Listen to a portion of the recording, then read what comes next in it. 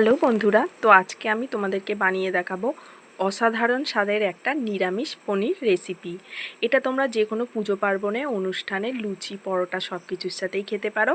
আর সামনেই চলে আসছে জামাই ষষ্ঠী, তো সকালের জলখাবারে জামাইদের কিন্তু লুচি বা পরোটার সাথে এই রকম একটা পনিরের রেসিপি তোমরা খুব সহজেই বানিয়ে ফেলতে পারো। তো প্রথমে দেখো, আমি এখানে 200 গ্রাম পনিরকে এইভাবে টুকরো টুকরো করে কেটে নিয়েছি, মানে ত্রিকোণ শেপে। তোমরা চাইলে যে যার পছন্দ মতো কেটে নিতে পারো সাইজ করে।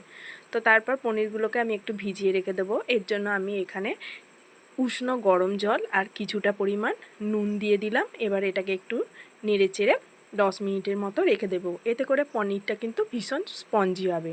তারপর একটা পেস্ট বানিয়ে নেব। এর জন্য 1 চামচ আমি নিয়ে নিচ্ছি সাদা তিল, 1 চামচ পোস্ত, 5 থেকে 6টা কাজু বাদাম আর 2টো কাঁচা লঙ্কা। তোমাদের কাছে যদি তিল না থাকে, চারমগজ থাকে, তোমরা এটা চারমগজ দিয়েও করে নিতে পারো। প্রথমে শুকনো অবস্থায় পেস্ট করে নেবার পর আমি কিন্তু জল দিয়ে পেস্ট বানিয়ে নিয়েছি। এরপর আমি একটা মশলা গুলে নেব। এর জন্য আমি এখানে 1/2 চামচ জিরে গুঁড়ো, 1 চামচ ধনে গুঁড়ো, সামান্য একটু হলুদ আর 1/2 চামচ কাশ্মীরি লঙ্কা গুঁড়ো দিয়ে এটাকে আমি গুলে রেখে দেব। এটা কড়ায় দেবার সঙ্গে সঙ্গে তাহলে আর পুড়ে যাবে না, যদি জল দিয়ে তোমরা আগে থেকে গুলে রাখো। এরপর আমি এখানে 1/2 কাপ সর্ষের তেল দিয়ে দিলাম আর দিয়ে দিচ্ছি সামান্য একটু ঘি। ঘিটা লাস্টে দেওয়ার থেকে আমার মনে হয় এই সময় দিলে কিন্তু খুব টেস্টি হয়। তো তারপর পনিরগুলোকে আমি জল থেকে ছেঁকে ঝাড়িয়ে নিয়েছি। এরপর পনিরগুলোকে আমি লাল লাল করে একটু গায়ে আঁচ লাগিয়ে ভেজে নেব। দারুণ একটা রেসিপি, তোমরা যে কোনো সময় ট্রাই করতে পারো। যে কোনো জিনিস দিয়েই এটা কিন্তু খেতে দারুণ লাগবে। তো পনিরগুলো এক পিঠ হয়ে যাবার পর আর এক পিঠ উল্টে ভালো করে নেড়ে চেড়ে ঠিক এই রকম লাল লাল করে ভেজে নিয়েছি। এবার কড়ার মধ্যে যেটুকু তেল ছিল সেই তেলের মধ্যে লবঙ্গ, দারচিনি, একটা তেজপাতা আর 2টো এলাচ আমি ফোড়ন দিয়ে দিয়েছি। ফোড়নটা থেকে একটু সুন্দর ভালোভাবে গন্ধ বেরোলে আমি এখানে দিয়ে দিচ্ছি 1/2 চামচ আদা বাটা। তো আদাটাকেও আমি ভালোভাবে কিন্তু ভেজে নিয়েছি।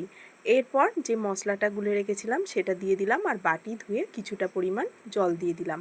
গুঁড়ো মশলা যদি রান্না করতে করতে দেওয়া হয় তাহলে সেটা কিন্তু ধরে বা পুড়ে যাবে, তার থেকে কোনো টেস্ট বেরোবে না। তো এইভাবে গুলে দেবে সব সময়।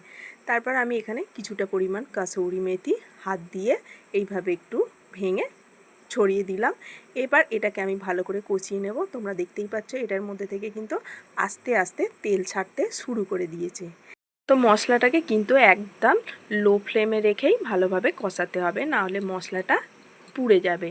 তারপর যে আমি পেস্টটা বানিয়ে রেখেছিলাম সেই পেস্টটা এর মধ্যে দিয়ে দিলাম আর মিক্সির বোলটা ধুয়ে আমি এর মধ্যে কিছুটা পরিমাণ জল অ্যাড করলাম। এরপর এটাকেও আমি ভালো করে নাড়িয়ে চাড়িয়ে কষিয়ে নেব যতক্ষণ না এর মধ্যে থেকে একটা সুন্দর তেল ছাড়ছে।